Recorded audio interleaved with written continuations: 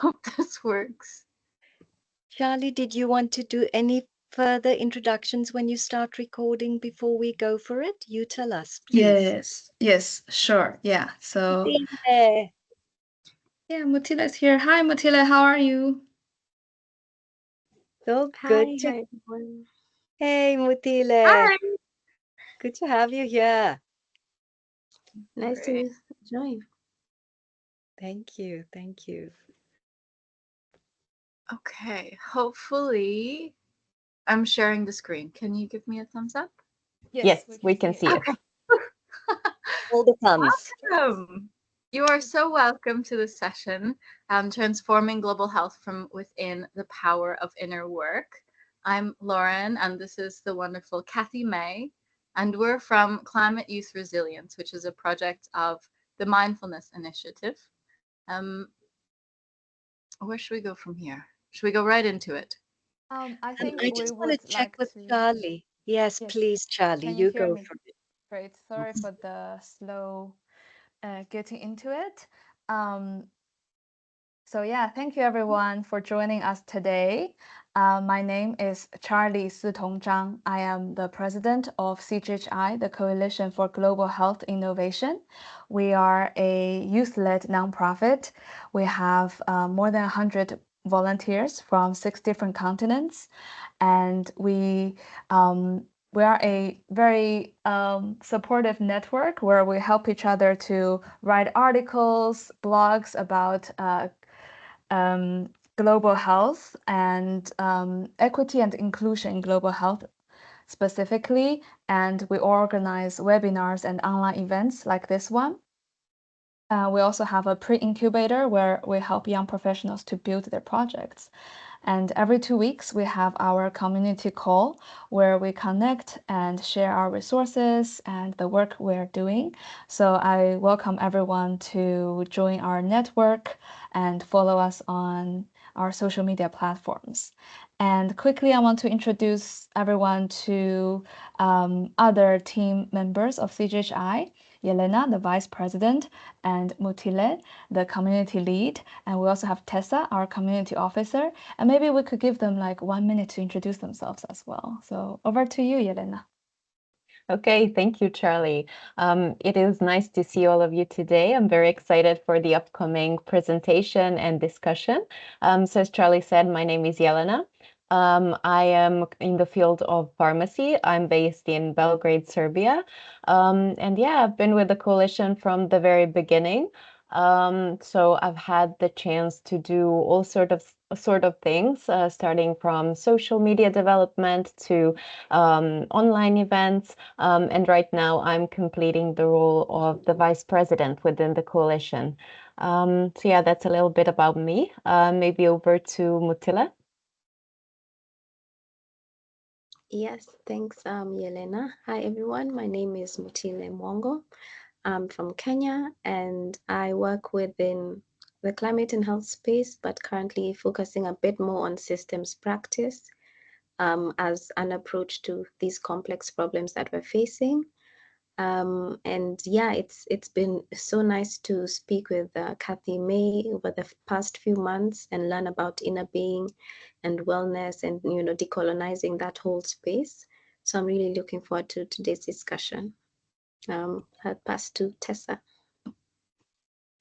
Hi, everyone. My name is Tessa Klaas, and I am the South African Community Officer for CGHI. And I'm a master's candidate, development studies at UJ, and my research is focused on Cuba and South Africa's health diplomacy during COVID-19 responses. And I'm looking forward to the engagement of decolonizing global health and hearing all from you all. Thank you.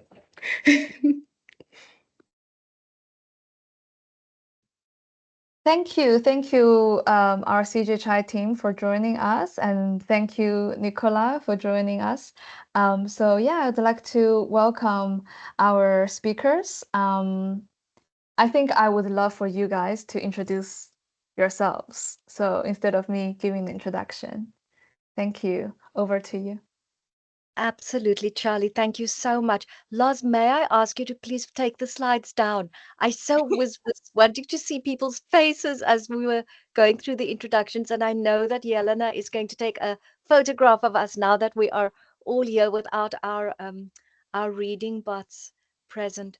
Um, very, very briefly, because we are so excited to be here. So thank you so much, Charlie, Yelena, Mutile, for the invitation to share our work from Climate Youth Resilience with you. We are extremely ambitious and very aspirational and right on target in terms of understanding that all of us are interested in shifting dominant narratives in order to give people more participation and say in the shaping of the world that we are creating. So we very much see ourselves as world makers. We stand and sit and we are in our power and really are wanting to reshape our notions of justice as we do this work so that we are able to exercise and understand power with and power within, um, not only our experiences of power over. Um, I'm South African people. What can I say? You know, we're ambitious people. We managed to free a country at some point, and yes, we still have problems, but I think what we're learning is that the importance of dreams and imaginings are absolutely crucial in this work. Please, Laz, an introduction from you, please. I'm really grateful that we slowed it down a little. I definitely jumped the gun. I'm a little bit nervous, so I'm happy to be here with you all and go as slow as we need, or as quickly and with energy and enthusiasm as we need, because there is so much beautiful interconnections already that I see happening with the decolonization work, the building bridges, the South-South connections. All of these areas are very near and dear to our hearts at CYR. I think that's fine as an introduction for myself. Right. Fabulous. So people, we're going to take you through a series of slides. You know, I think we all do this. We like have a whole lot of information that we want to tell you about. We won't necessarily read through all of the slides because we want to get to that point of really being able to engage in conversation and debate. What does this mean? How do we show up within a work? How does it change the landscape? How does it map our course more carefully? And how does it ensure that we actually can be more successful in the long term in the work that we are doing together? So bear with us as we bring up the slides again. Have you taken your photo, Yelena? Thank you. Yes. But if you want, we can take one at the very end as well. Fabulous. But I think this one is great. Wonderful, wonderful. Please bear with us as we pull up the slides, and please, because we're such an intimate group, feel very welcome to raise your hands, to question things, to popcorn as we're going along. And would you like to start us off, Laz? I think you've done the welcome slide, and to bring us to the next one. Laz is our piloting our slides today. So thank you. Thank you. Yes. Let's go for it. So we're here today to share a little bit in a lecture format, and then also more space for dialogue, hopefully. But we'll explore the value of inner work and inner worlds and this inner transition, inner transformation that's possible. We'll look at some statistics that we've collected about the climate and environmental destruction and how that impacts young people. We'll look at some interesting narrative gaps where we are currently focusing our attention and where we at CYR hope to be shifting our attention and awareness to, which includes this mental health and well-being shift as well, and then hopefully some discussion and storytelling. Fabulous. breath. Thank you Good. so much. Thank you so much, Lars. So, so people, we are really interested in changing the narrative, shifting the narrative, cultivating for all of us an appreciation of these inner capacities.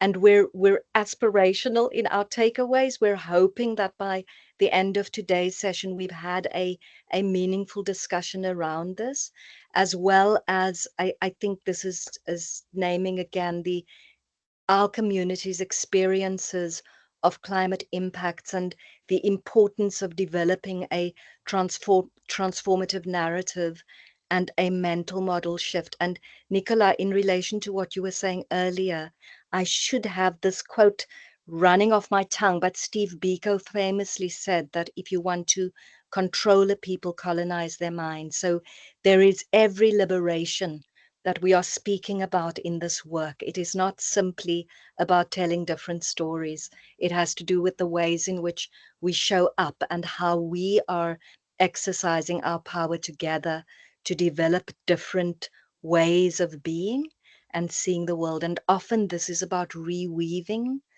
traditional or returning to indigeneity. It's not necessarily things that we don't know deep within our systems.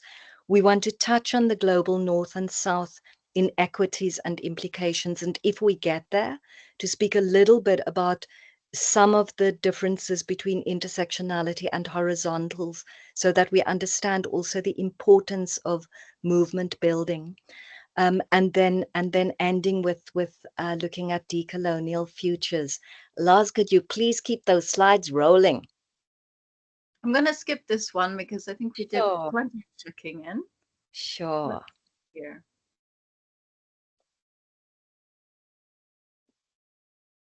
I don't have the. Oh, I'm on the wrong slide. Forgive me. I was on the wrong screen. Thank you so much, Lars. We want to speak about how we frame resilience and to understand that climate youth resilience doesn't imply that we think we are teaching people how to be resilient. We have every respect for the fact that resilience is an innate wisdom and capacity, and that very often people show up incredibly resilient. It's not something that they have to learn. This is very important for us. Our work is really about how do we support, nourish, enhance that resilience, and how do we rebuild or reweave community where there is an absence of community, so that resilience really is a key part of how we build justice. We understand, we're of the notion that this is about collective leadership. We're reluctant to rely on celebrity leadership in terms of the youth movement. We're very keen on how do we galvanize our resilience together. And this also means that in community, sometimes some of us need to rest and others of us lead, and other times others of us are resting. So it means that we all play complementary roles within community setups. We're keen to understand both resilience and sustainability as both inner and outer landscape issues, if you like. And of course, the whole notion of the inner and outer, we understand, and I think we get to the slide in a little bit, is part of the Cartesian split that suggests that our thinking, cognitive, if we all do this with our hands, that our heads are completely separate from these bodies that actually carry so much wisdom and intelligence as well. Could we move on, please, Lars? Mhm. And we don't really want to read CYR's dream to you. We're going to provide you with an artifact of the slides after, but simply to say, as you've heard from our suggestion so far, that we are extremely keen that we return to dreaming and imagining.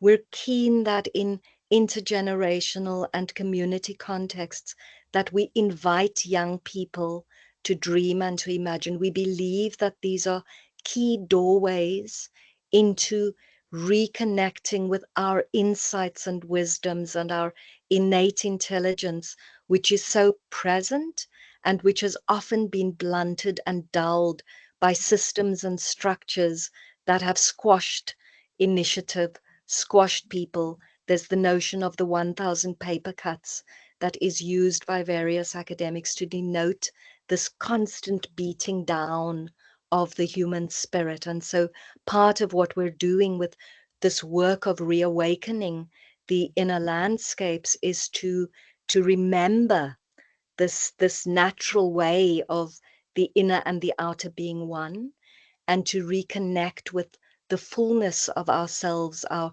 spiritual and cosmic selves. Please, if we could move to the bridging of the inner and the outer slide, Lars. Thank you so much. And I think much of this will come out as we move through the slides. Lars is going to take us through the research that we did at the very end of last year. So it's particularly current, so that there is an understanding of how we are basing the work that we are doing, particularly on what our community has told us, so that when we talk about co-creation and community and collaboration, these are not just ideas. It really is very much the ways in which we are working within the CYR frame. Over to you, please, Lars. Thank you. Thank you. So our research was a pretty wide survey of over 120 different youth organizations, youth-led climate action and resilience initiatives from around the world. And you can see from this map that we're really quite beautifully dispersed all over the globe, with actually a large percentage of our responses coming from the Global South. We also did a series of in-depth interviews where we could really sense into the subtleties and nuances of the languaging and kind of these key narrative factors as well. So we found that almost everyone that we surveyed has direct impact, direct experience of climate impact. And this could be anything from flooding, drought. Someone spoke of flooding blocking the streets in Palestine, for example, and not being able to evacuate. So we have a very intersecting crises. You can see the economic aspects kind of come through in some ways, the need for just transitions, women. So there's a huge intersection of how these impacts are showing themselves. And as a result of these direct climate impacts, we also saw that many young people are experiencing poor mental health and difficult climate-related emotions. 82%, almost 83% of young people in their organizations. We also looked at whether or not these young people are trying to integrate practices or ways to alleviate some of this distress that they're experiencing. Hi, Aniola, welcome. We're just going through some slides on how the climate crisis impacts young people. So I'll move on to the next one. Yeah, so the results show that there are many of these intersecting crises that I already mentioned, including equity issues. We know that in the Global South, people experience more directly the climate impacts, or more significantly and seriously, 97% of emissions are from, roughly 90% of emissions are from the Global North, and 97% of the impacts are felt in the Global South. But within the Global South, there are disproportionate impacts on women and children, particularly, and Indigenous communities. And we also wanted to note here that climate psychology, climate emotions, eco-anxiety, and mental health are a very global north framing. And we can start to see how this climate colonialism, neocolonialism of ideas and strategies and tools and solutions are starting to be or have been imported from the global north into the global south. And so we want to be really careful of how we hold the responsibility of languaging and framing as a whole, that we're not, me from Los Angeles, I'm not creating the narrative to share with the world, but that we're really deeply listening to what language and terms people are using in their communities, and then sharing them. And we'll hopefully get into the co-creation, the possibility for co-creating this language and framing together, an invitation for that. What's next? Okay, so how do young people already support their inner well-being and their resilience? So we were asking about mindfulness and contemplative practices, and we saw that there are a huge variety of ways that young people support their inner world. So from speaking and deep listening practices to storytelling, which we were surprised to find was the #1 practice that our young people use, dance, so many ways. And you'll get the slides so you don't have to, spare your eyesight. So another learning here is that, young people aren't using contemplation, mindfulness, and mental health, especially in the global south. They're talking about overwhelm and burnout and not coping well. And we've had some direct, beautiful time at Climate Justice Camp where we were interacting one-to-one with climate activists from across Africa and the global south. And really, they're talking about how overwhelmed and burned out they are, and they're exhausted. And so we need to be mindful of how we're using mindful. Yeah, and I mentioned this already. It's not about contemplative practice. It's about all of these other ways. So here we go into our point about mental health. It's about mental health, well-being, and it's also about so much more. Kathy May, I pass the torch to you. Thank you so much, Laz. So you can see our research process was rich. We had something like 130 responses. As Laz says, we ended up with 120 when we controlled for various duplications, etc. But we were very deliberate about our messaging and our openness and our approach being deliberately global, South, Indigenous and queer facing. And part of that was about seeking early on to shift the narrative.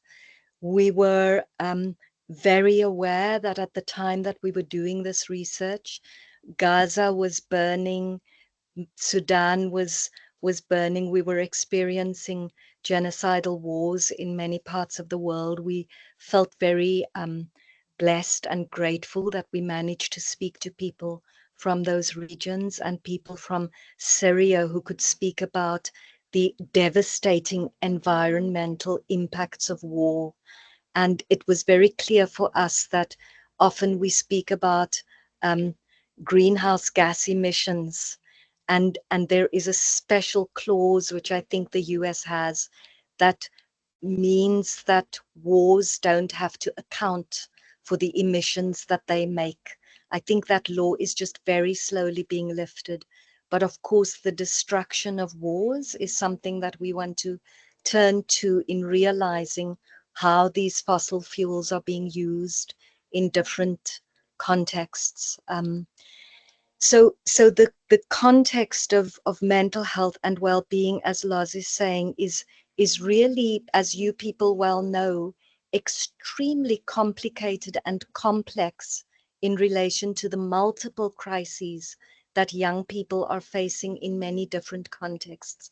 This issue of the global south facing being resource poor, lacking state infrastructure, responses to food, housing, water shortages, or just those services being wiped out is a real complication. And we also understand that the Loss and Damages Fund, which has been spoken about forever and is now on the table, is not resulting in the kinds of grants that the Global South needs. So when we talk about mental health issues in the Global South, often what happens is we use the Global North um, measures and approaches to think about therapy. And mindfulness itself, we understand, has been very pathologized and therapized, and we tend to focus on this very hyper individualized model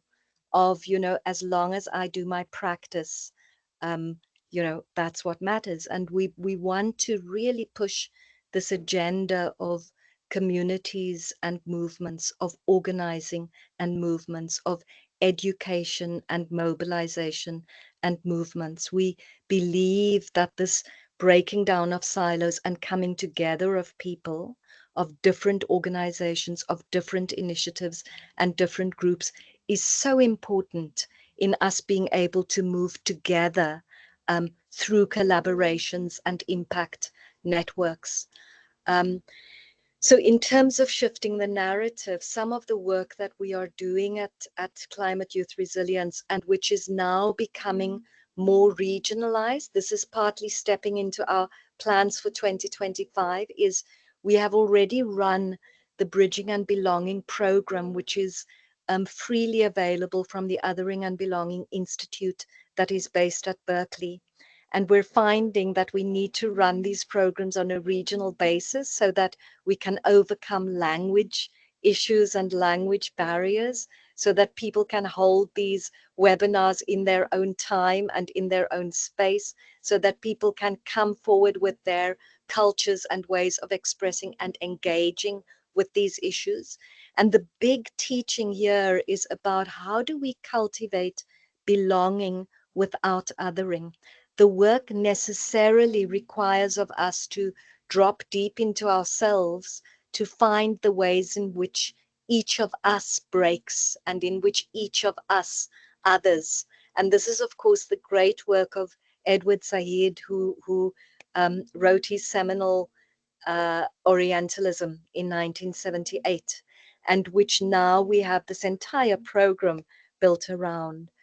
And for those of you interested, I'm thinking of you, Tessa, and Charlie, based in South Africa. There is a wonderful reference here to Nelson Mandela's cups of tea and how he was able to have his captors over for tea, and his skill in being able to recognize the sacred symbols of people who would be regarded of his adversaries, and in that way build bridges. So some of these bridges are easy and short. The bridge between CYR and CGHI is a quick, natural, we love one another bridge. Some of these bridges are really long and they take time to build. And so it's also preparing ourselves for this. We understand, and this is from Archbishop Desmond Tutu's work, that we need to engage in a process of healing, that this isn't simply about sweeping, and Mutile, you will appreciate this with your foresight work, that we can't simply sweep the past under the carpet and pretend that we're all hunky-dory, that part of this process is about healing, and it's about healing on many levels and dimensions, not only as communities, not only as people, but healing our relationships with our more than human kin, healing our relationships with the elemental aspects of the natural living universe as well. We are seriously engaged people in a planetary peace building process, and it's a program which we're entering with the 50%, and we're building strong relationships with Roots and with Greenpeace and with Amnesty International in order to develop a fellowship that prepares people for taking this work forward, people from regions. In addition to that, CYR has its own aspirations of having at least 10 ambassadors per region who can do the inner work as climate, environmental community ambassadors and advocates, and who would be able to take this work to any platform, be it COP, regional work, wherever they find themselves, so that the message is getting out in settings that usually explicitly focus only on the external and never on the inner worlds. Thank you, Lars. So in terms of the narrative gap and shifting this, we're wanting to kind of, I forgive the language, but blast our way through social atomization, which we understand is a hangover from the very forms of neoliberalism, racial capitalism, all forms of politics that have, I want to say silently, but I don't know if it's only silently, promoted, fed inequities and polarization. We're very interested in how do we prepare young people to navigate these areas of disinformation. How do we prepare all of ourselves to depolarize? So we're looking at very big works that we're wanting to take on. And we've spoken about the fact that the Loss and Damages Fund, I mean, really, loans rather than grants, going back to the Bretton Woods agreements around the ways in which the dollar becomes the central currency. All of those are ways in which we're seeing colonialism repeat itself in multiple forms. And recognizing that this Cartesian split that we're living through, this split between the inner and outer, of course, goes back to the 18th century European Enlightenment, that we're not dealing with something new, and that this narrative is what we are conditioned in. So it's not something that we can simply turn the page and wish it away. And at the same time, we don't want to see this as insurmountable either. We believe that there are multiple different narratives that we are developing. And part of this, of course, is the deep listening to our young community who have the most incredible solutions to all of these issues. And then please, Lars, if we could have the thank you. And if we could come here to your taking us through this finding, which is so significant. Thank you, Lars. Thank you. And I think that sets us up, this Cartesian split, into some very interesting results. I think one of the most interesting from my side of things. So we found that only one resilience initiative is located in the Global South out of 16 that we identified in the first survey that we ran.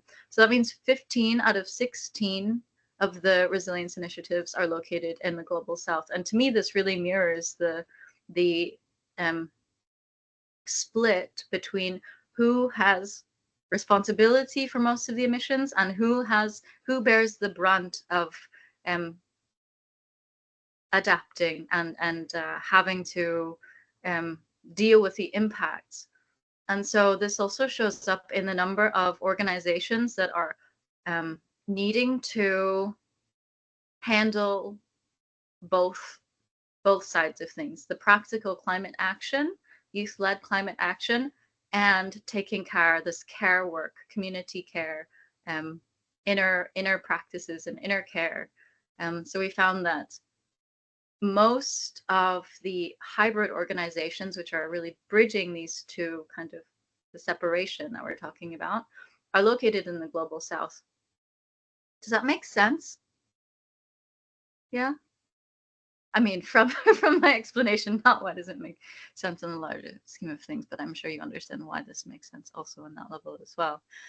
So let me just share. So it really highlights again the importance of decolonial thinking. So we have the purely resilience initiatives located mainly in the Global North. And there's a huge lack of funding for these kinds of similar initiatives in the Global South. In the Global South, they're really focused on adaptation, mitigation, and what happens next, right?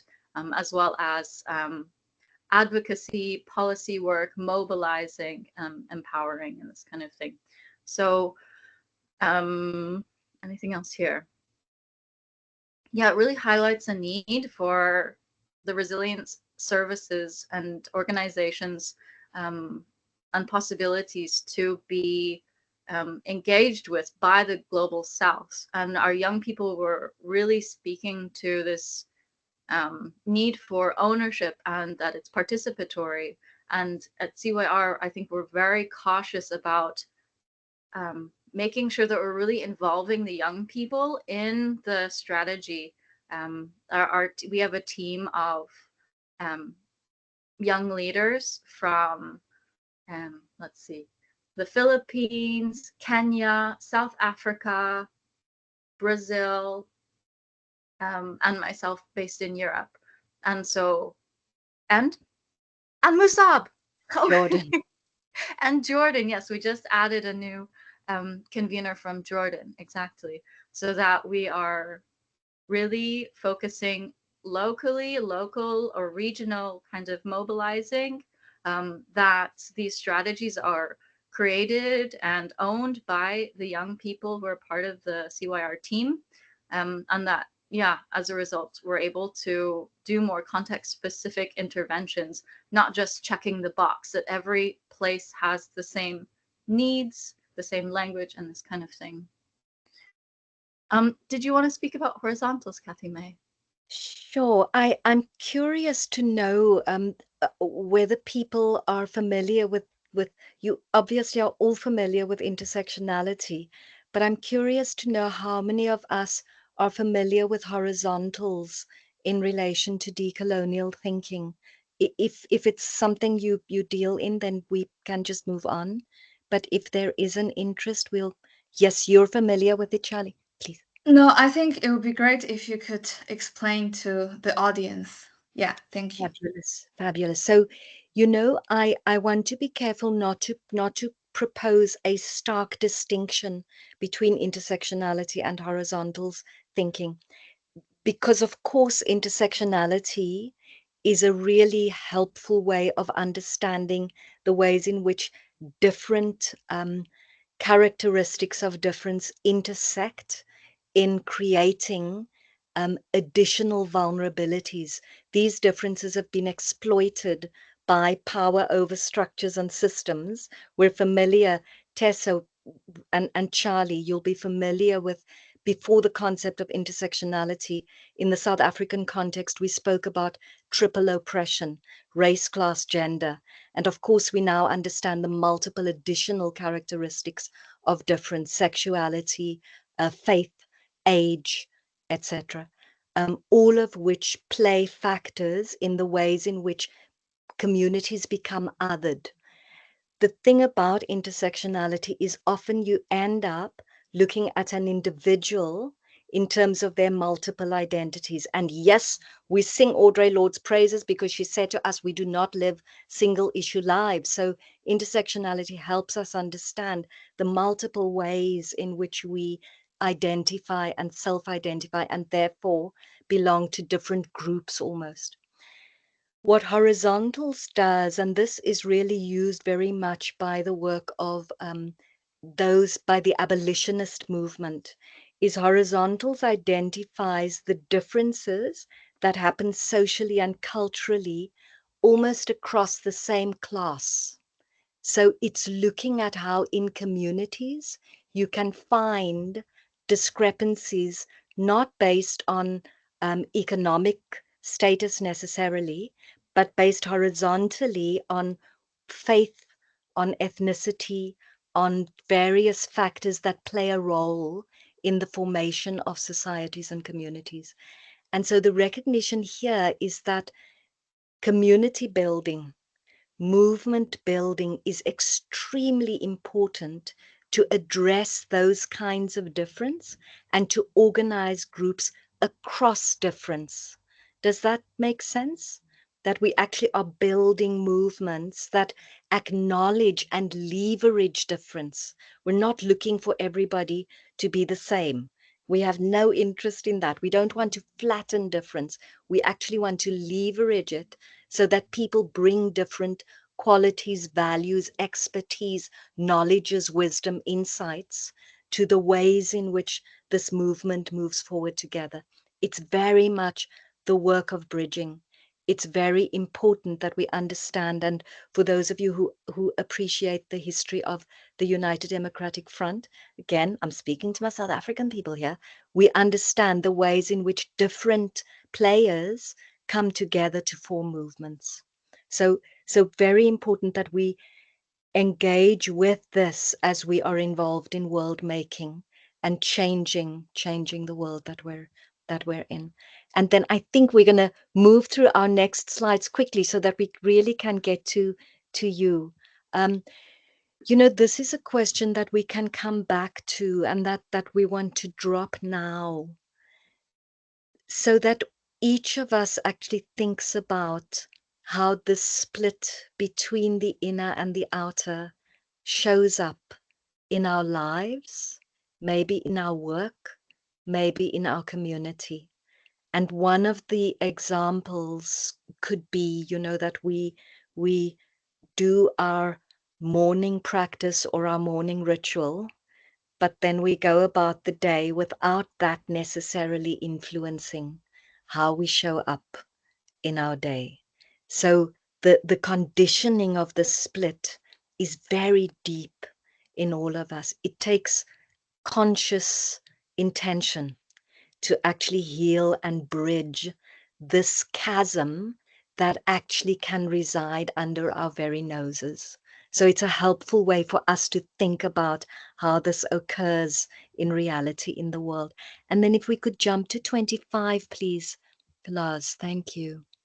Should we do a pause? Should we do breathing before we go there? I think not, because I want to get to the end and then we're going to breathe together and then we're going to have our conversation. Thank you so much. Because we want to bring you these beautiful people who inspire us so much. Bayo Akomolafe, who runs the program We Will Dance with Mountains, and who leads, although he would not regard himself as a leader, who leads the Emergence Network, which is organizing 7 carnivals across the world next year, one of which will be in Kenya and between Kenya and South Africa, one of which will be in the West Bank, one of which will be in Brazil, Australia, India, Italy, and I think those might, and the US makes up the 7. Yuria Selidwen, who has just released her last month, this fabulous book, if I can get it. There, you've got the title, people, and it's probably skew for you, Flourishing Kin. She is remarkable in her work in this field of decolonization. And I, you know, with hats off to all 3 of these leaders, they hardly use the word decolonization, but their work is all about the ways in which we unpack ourselves in order to show up differently and in order to shape different worlds. So Yuria Selidwen reminds us that every 2 weeks, we are not only concerned about losing species. Every 2 weeks, we are losing a language on this planet. This is the current status of the ways in which indigenous wisdom is disregarded.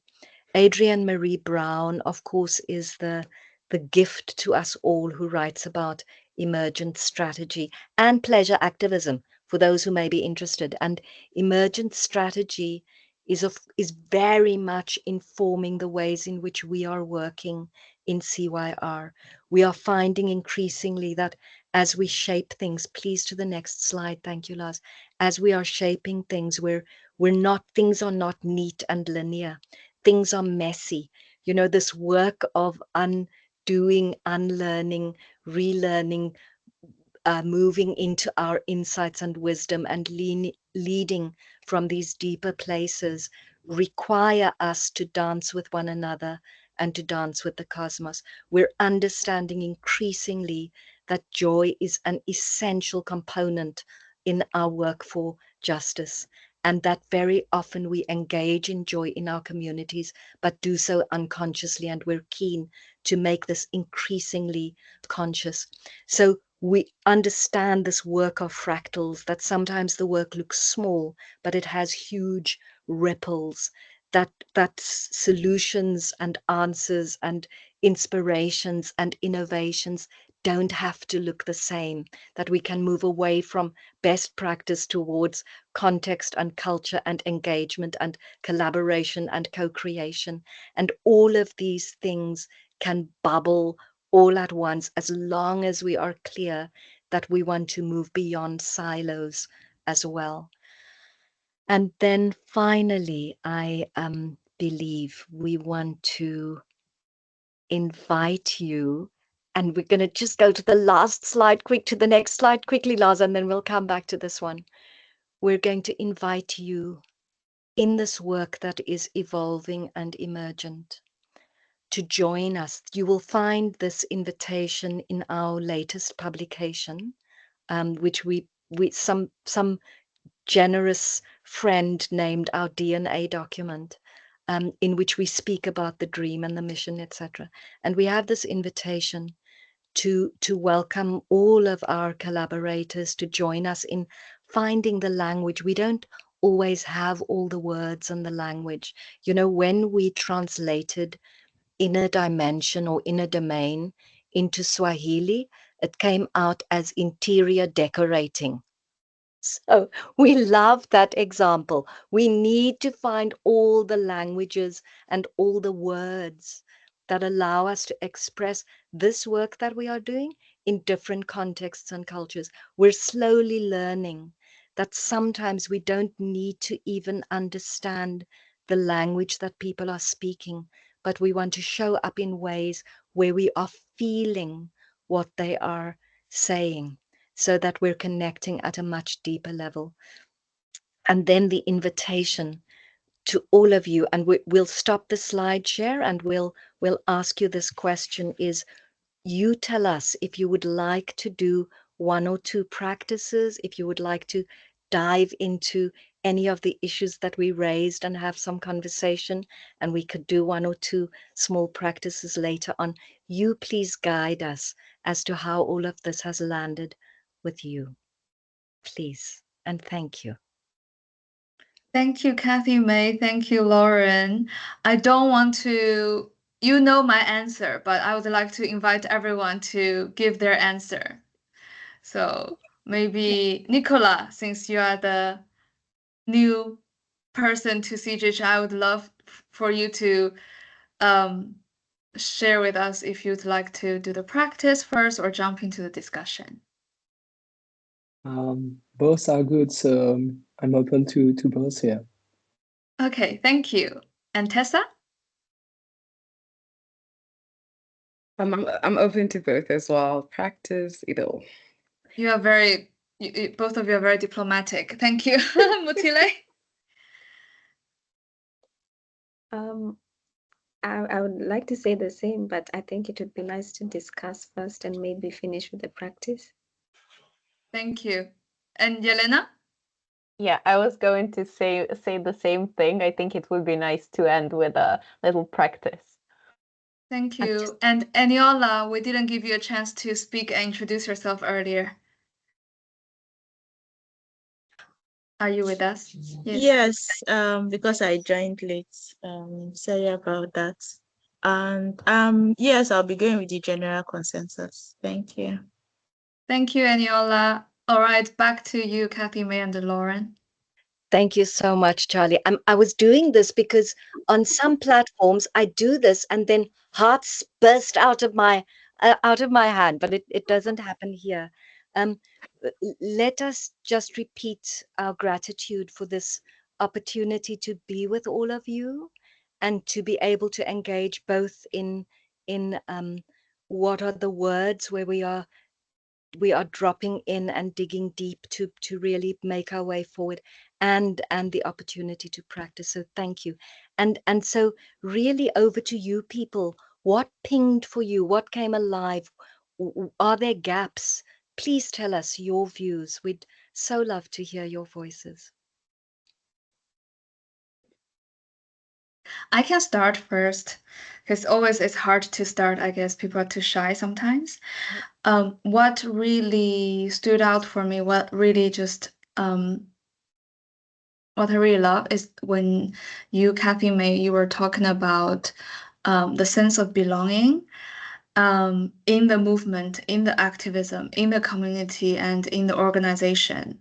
So I think a lot of times when there's either like a political movement, activism for justice, either climate justice or political justice, human rights justice, individuals are driven by a belief, right? They have and the passion they have. And sometimes when we organize, then yeah, there are, oh, wait, let me mute. When we organize, then there are, of course, people who are willing to take more leadership roles or do more work. But I think it's important to listen to the voices from everyone so that people feel the sense of belonging to the organization. And also they feel like they also have the agency and the ownership in this movement, in this organization. Yeah, so I love when you really highlighted that part, the belonging and be aware of the potential othering. Yeah, thank you. And I open the floor. And do you have anything more to say on that point, Kathy May? I thank you for naming that, Charlie. I would love to hear from other people, and then we can certainly come back to that. Thank you.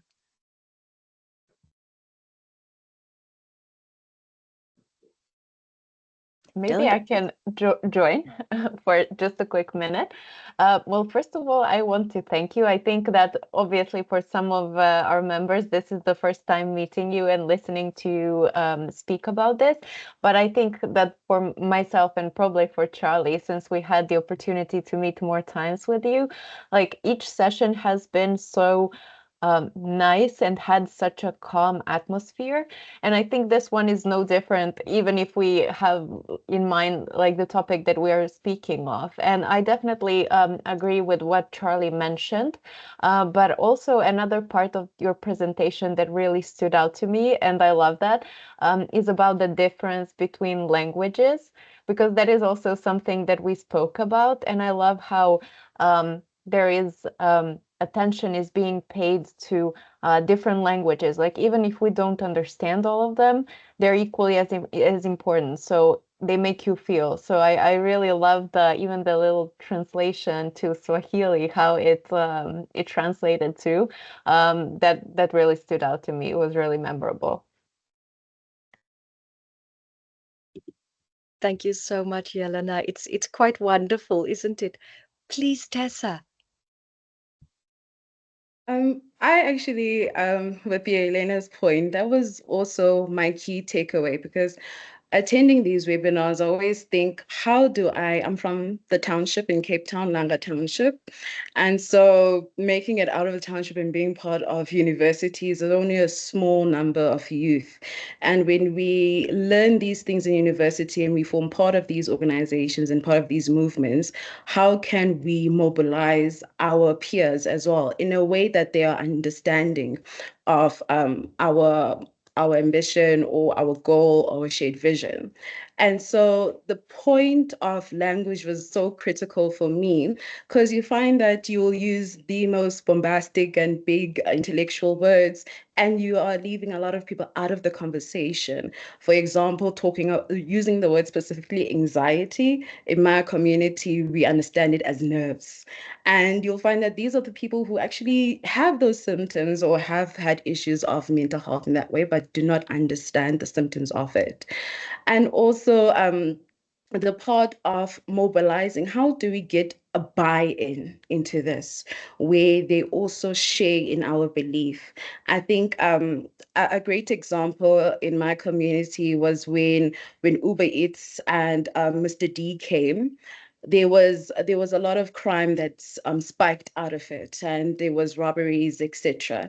And so those delivery services were then taken out and we didn't have access to it. But then what happened with a peer of ours was to create a whole township economy system in which he gathered the local shops and the mothers who were selling the plates and connecting all the services, and he was able to employ more peers into this system. So it's kind of finding ways in which these models that we have created, how do we then fit them in the context, use the language to ensure not political, but community buy-in. We have shared ideals. So that was one thing that I did enjoy and a very important part for me. Thank you. Thank you so much, Tessa. I know exactly where you grew up in Langa, and the towers used to be there as well, right? Which are now taken down. So blessings to you, my cousin. And thank you so much for this issue of mobilization. So you would be too young to know the work of the UDF at the time that the ANC was banned in South Africa, which was very much about knocking on doors, building community. I'm like amazed when I see people doing this in the States, because this is the new style of building community and building belonging and learning to listen to people and what matters to them. So beautiful points that all of you are bringing. Thank you so very much. I'm going to go quiet again and we'll wait. Mutile and Nicola, we'd love to hear from you as well, please. Sure, I can go in here. I think what stood out to me was your point about the inner and outer Cartesian split. That really struck me. And I was trying to figure out, because you talked about how we've been conditioned into this way of thinking and separating our beings. So I started trying to think about where it could have started and the history behind that. My closest guess would be, I don't know, industrialization and capitalism and everything building upon that, and the fast pace of life. So I was kind of curious about what could have made us be conditioned into this separation that you speak about. So it's kind of a question and also something I'm gonna look into later on. And maybe just a very quick answer there, Mutile. So part of this, Descartes, of course, did other things as well, but is famously known for I think, therefore I am, and the split between head and heart, state and the church, rationality and emotions, all of these. And so we see the ripple effects and the repercussions in terms of us almost being disembodied and quite desensitized to the language and the voice of the body. And those divisions, of course, had political purposes as well in terms of divide and rule, right? So you had a whole genderization of women are emotional and hysterical, and that very binary gendered understanding of men are rational and women not, those kinds of, and all of these seep then into cultures, right? So patriarchy carries many of these resonances in terms of the ways in which they are perpetuated and reproduced in our societies. But when you do the research, Mutile, we want to hear from you, please, as to what you have found. Thank you so much. Please, Nicola. Well, thank you so much, Katie, for your presentation, and thank you all of you for your insights. It's very interesting to get all these ideas, very rich. So how did your presentation sounds to me? I think I would zoom on the words and the language, which are definitely important within the environmental odyssey to tackle the poly crisis. And when you think about the fact that language is a key of socialization, when a child grew up, the language is a great nexus to connect with people, to develop friendships and so on. And yes, this is very important. And when we speak about language, I want to think about the social contract that is the roots of democracy, Hobbes, Locke, John Locke, and Rousseau, the French author. They designed the social contract. And in France, we have a former academician which was named Michel Serres. He spoke about the natural contract. He said now, le contrat naturel. It's time to connect human being with nature and to settle a contract with nature so as to enter in a new dimension. And I think that what you stress, the fact of to have to shift the narrative with new languages, new words, so as to feel as human beings a part of nature and to be in communion is very, very important, because still today within the COPs and all the environmental movement, I think it's still dominated by, I would say, an anthropocentric way of speaking. And just one last example, perhaps you heard about the rights of nature movement. Rivers, mountain, forests, in some places in the world, like in Ecuador and elsewhere, they now have rights. It's a philosophical and legal revolution, very promising. And still, some people who speak about those rights of nature, they say mankind is giving rights to nature. And I think we can make better. We can, for example, say we recognize rights to nature, as nature already has those rights from the ages. It's not human being who give rights. We just recognize what is obvious from decades and centuries. So thank you so much for underlining the importance of words, and it's a great takeaway to me. Thank you. Thank you, Nicolas. It's incredible, this Anthropocene, this what we've created, because this is all created, right? It's constructed, and it's incredible, this human-centered way in which we navigate the world, and learning to practice with the elements as our ancestors is like pretty mind-blowing. But if people are interested in that, the person you want to go to is Lama Rod Owens, who runs a free radical session on the first Thursday of every month at about 6 p.m. UTC. So if you just search Lama Rod, he's done for many, many decades, and he's incredible. He describes himself as a Black queer queen from the South who doesn't know if he'll be a Buddhist at the end of the month. All my love, because obviously he's saying all of this is changing all of the time. I know that, I would love to hear more and love us to talk more, but I'm going to ask Lars to please come in and just do a very small practice with us to honor our togetherness in this broader context of the living universe. So if we could just at least do that for a moment together, and then we'll fall back into our words and being together. Please, Lars.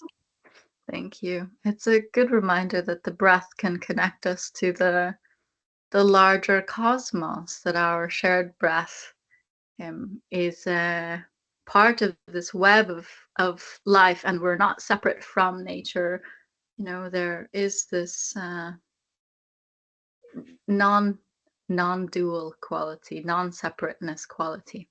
So to bring us there together, or to remember, or however you want to phrase it, we'll do a little practice called breathing hands from Joanna Macy and Chris Johnston, who do the Active Hope training. And so it goes like this. So you can just bring your hands in fists in front of your face like this.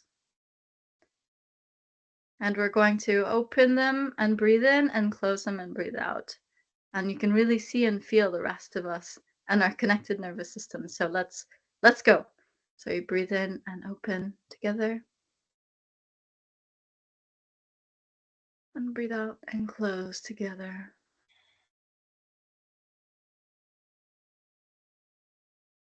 One more. And breathe in.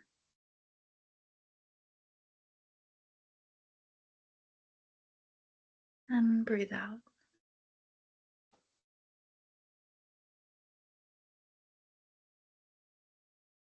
And one more. Breathing in.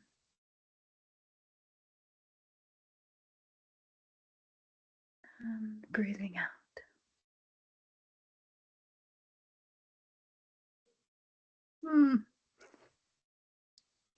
Thank you. And people, please noticing the impact this has on the system almost pretty immediately. And if anybody wants to popcorn and just name what is happening now in the system, please do tell us.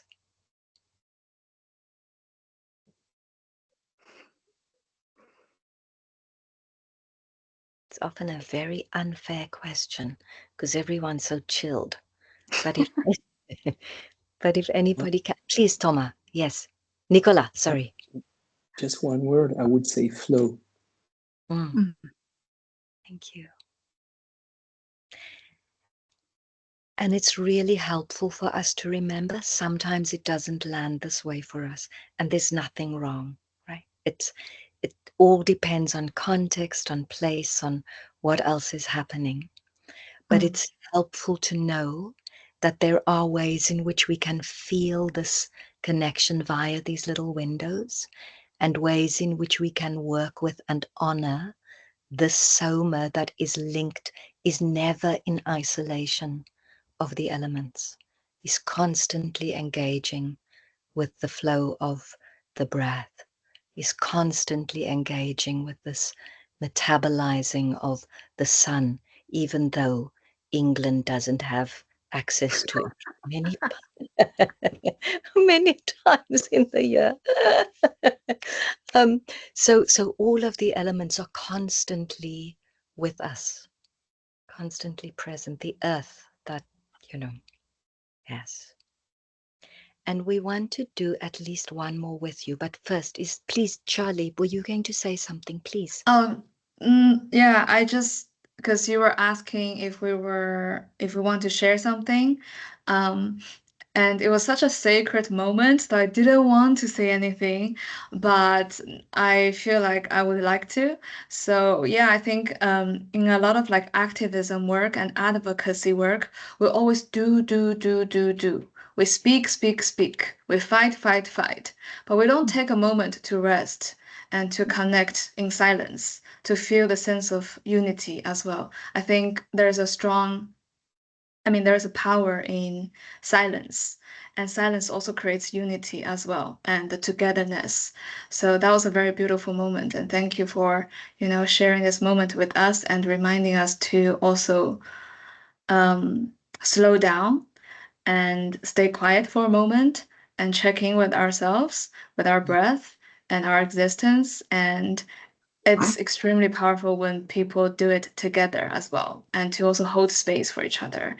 And I think that's what makes any activism, any organization sustainable, and to avoid the activist burnout as well. So thank you.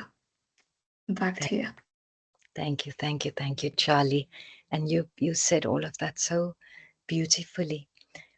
We'd like to leave you with one more practice, and can we check, are people here familiar with polyvagal theory? Or are we familiar with freezing, those times when we're like a hare in the headlights and somebody asks us a question and we don't know the answer and our shoulders kind of do this and we feel quite frozen? And the more we feel frozen and people are staring at us, the more self-conscious we become. And it's like, oh, please, the hole in the ground, please open up and swallow me up. That are we all familiar with that frozen feeling? And then the other feeling is the fight and flight, right? Well, I mean, you may think of it that way, that kind of fight that we can have, or the we don't think about it, but we just run a mile. We just shoot because the situation. right? So these are very physiological responses. They're absolutely physiological. They're not cognitive. It's not as if I'm thinking there's a bus coming along, I'm going to jump out of the way. They're very instinctive, and it's part of this innate intelligence. And so these physiologies can often become very disrupted when we have oppressions and discriminations meted out incessantly. You know, when we have very little choice, when there is huge and high unemployment and people are desperate. So the nervous system runs almost very much on empty, and that has physiological repercussions and impacts. The thing about the belly and cortisol is it actually gathers in what's called omentum fat. If you all feel that fat around the belly, I've got quite a bit of it, but if you feel that's where it gathers, the cortisol actually gathers there. And so the practices that we do, and this comes from a beautiful practitioner, Nkem Ndefo, who works for Lumos Transforms, and she does a range of practices. And so we're just going to do one or two of them, and we'll explain what is happening as we take the practices. So, Lars, would you like to do butterfly with us, please? Sure. Thank Okay. So we have our hands in front of us. We cross them. So you have a W. Yes, exactly. This is our butterfly, and we pop it on our chest right here above our sternum, above the heart, and then you alternate. One tap, another tap. One tap, another tap. And you can just go as you feel the rhythm of your own system, what you need right now. And just to say that as we do this, we're working bilaterally. And there's something curious about this working on opposite sides of the body that has a way of settling the nervous system. So it's something that we're able to use in different settings or at different times. Another way of calming the system. And maybe you'll notice a change in your breathing. I notice that I'm breathing so much slower and even yawning, and this is a really good sign that your nervous system is able to let go and to relax.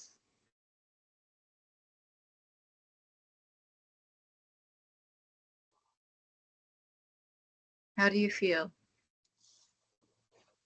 Smiling. You seem peaceful.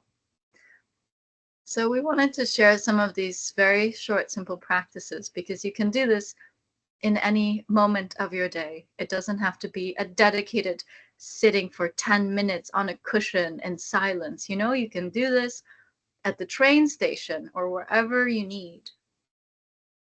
In your community meetings as part of your community organizing to build the bridges and deep connection that's possible when we're feeling safe and together and belonging. Yeah. Thank you. Do you want to do one more? How are we doing on time, Kathy May? We can definitely do one more, and before we do the next tapping one, or if we do that, if we sit aware of the body, so in other words, bringing the awareness into the body, bearing in mind this is not always comfortable for everybody, right? Sometimes it's really difficult to inhabit the body for a range of reasons. And so we do what we can.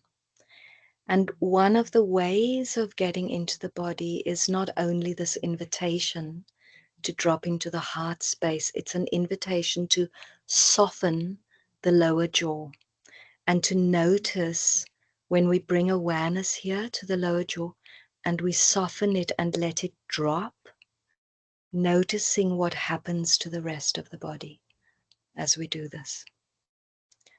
And it's curious about how commonly that small adjustment, because it tends to hold tension, that small adjustment almost has this wave, like this cascading effect down the body.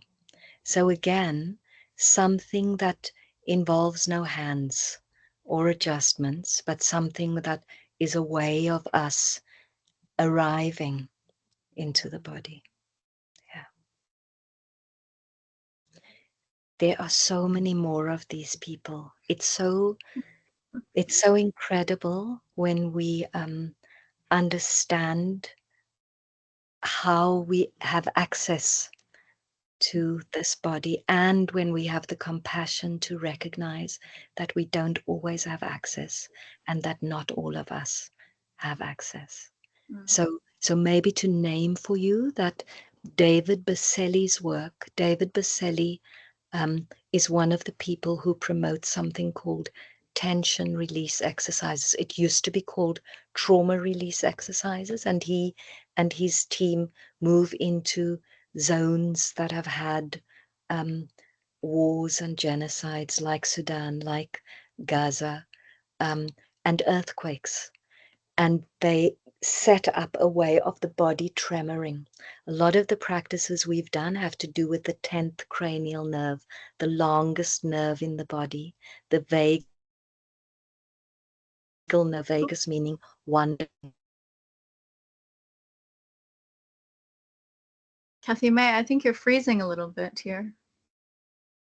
Oh no. She was in the middle of explaining this, the value, the importance of the vagus nerve. Oh, I don't know if I can pick up where she's left off. Hopefully she comes back. It might be her connection that is struggling. Oh, it's such an important part of this work as well. How do we work with our nervous systems, getting to know the different ways we respond.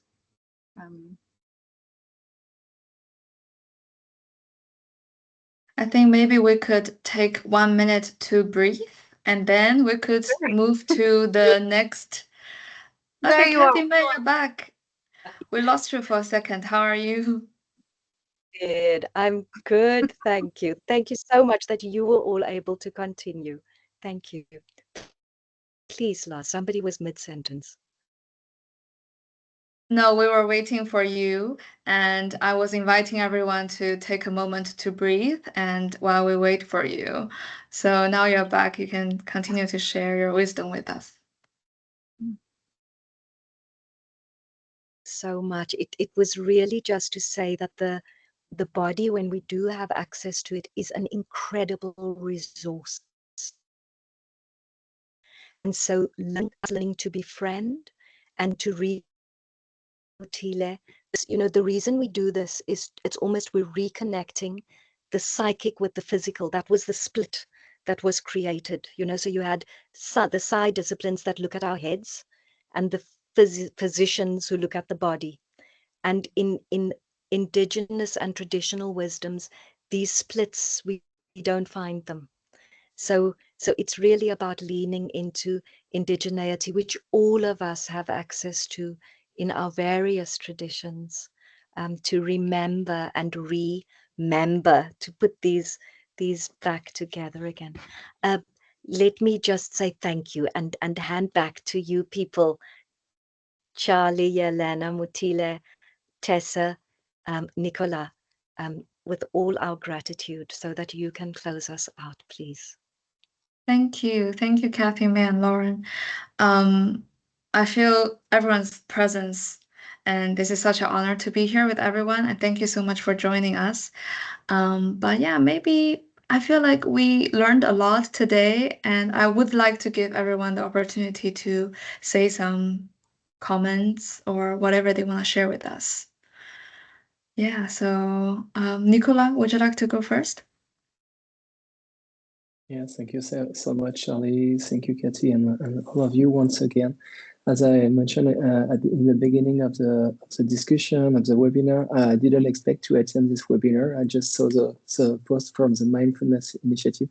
So it was like a great gift. I learned many things through this webinar, and yeah, I'm sure it's like a little seed that was sowed in me this afternoon, and I'm curious about the presentation you shared. Perhaps I can find it on your website, so I will look up afterwards. So thank you so much, and I will be delighted perhaps to be in the loop of a newsletter or something like this, so as to follow your activities. Thank you very much. Thank you, Nicola. I think you could connect with us, CGHI or Kathy May or Lauren, through LinkedIn, and we will send you the slides as well. Yeah, thank you. And Tessa, would you like to say something? Thank you all for the presentation. I really enjoyed it, especially the parts of adapting our language to the context in which we would be applying to our communities and how we could mobilize more of our peers. But one thing that I did appreciate is the adaptation of mental health in our activism and the importance of it, especially with these last two exercises. Thank you so much for the presentation and CGHI as well. Thank you, Tessa. And Lauren just shared her email address and Kathy May's email address in the chat, so feel free to connect with them. And Kathy May is still frozen, so maybe she could turn off her if she can't hear me. Maybe try to, I don't know, leave the meeting and come back again, or turn off your camera. Yeah, I think you're speaking, so we'll have you. Great. So, and then I would like to invite Mutile and then Yelena to share your thoughts with us. Thank you. Yeah, I think mine is just an appreciation and gratitude for making time and taking us through this. Really good learning experience. Just also the practice was really interesting to kind of get into. Yeah, I think everyone has said everything that I'm thinking about. So just thanks. Thank you, Mutile. Yeah. Oh, yes, I'll go Yelena, next. go ahead. Yes. Well, I also want to thank you again for this lovely meeting. I think that obviously we've all shared what resonated with us, and I would not like to repeat myself from the language point that I shared earlier. But I think that what really I benefited from this was just taking a moment to slow down. And I feel like even through these simple exercises, we as a group got a little bit more close, even though maybe we didn't know each other before this meeting. So I feel like that is also something that those are simple exercises, but we can really find a way to incorporate them. And I think that maybe also to get back, maybe that is also something that is used, but I'm not familiar with the like scientific term. But it is something that I practice, which is like take time to breathe and to actually visualize like how your body moves while you're breathing. So yeah, there are simple exercises like 4, 6, 8 or something like that when you take the seconds to inhale and then you hold your breath and then you exhale. So I definitely think that all of us, as Charlie mentioned, like we do so much and we talk so much and we organize and try to do as many things as we can pretty much every day. So it's good to just take a moment and just dedicate that time to yourself and how to your body. So yeah, I definitely think that this little gathering is a perfect way to end this day. Thank you, Yelena. I wonder if Lauren and Kathy May has some closing remarks before I close the session today. Lauren, maybe you could go first. Thank you so much. Thank you for inviting us, and thank you to all for being here. I really can feel you after these practices and this hour and a half together. So that's such a blessing. And this is the first time that we've organized this workshop in this particular way and highlighting the very specifically the decolonial aspects in the way that we did it before. And so I'm really grateful that we could share it with you all. And hopefully, if you have any other feedback about the session that you'd like to share, you can please send it, or anything else you'd like to share with us. I'm very happy to receive. I think that's it. Thank you. Thank you, Lauren. Thank you. Kathy May, would you like to say something? I would love to add gratitude. I don't know if I'm going to last, so I'll make it very quick. Simply to be grateful and to acknowledge that occasions like this grow our hearts. This is the next frontier. There is a lot of heart-based work which has everything to do with social justice, which we want to get into as well. But every gratitude to you, not only for the invitation, but for all the works that you people do. We believe that you with us are world makers and that we are exercising power in ways that create belonging for everybody. Thank you so much. Thank you, Kathy May, and thank you, Lauren, for joining us today and sharing your wisdom with us. And thank you, everyone, for joining us in the session today. And it's beautiful to have this small group, and we can be very interactive. And I know that many of our community members will be watching this recording, and also people who are from outside of CGHR, and we will also be posting this recording on our YouTube channel, and we'll be sharing with our networks as well. And I hope everyone carry this energy with you for yourself, self-care and self-well-being, and hold that compassion for others as well, and have faith in the things that you believe in, and in your activism, and your advocacy, and have that community care. And yeah, so take care of each other and ourselves and the planet. So thank you very much for joining us today. I wish you the remaining of your day or evening. We'll be in touch very soon. Take care. Bye. Thank you, everyone. Thank you very much. Bye. Bye. Oh, well. Thank you so much.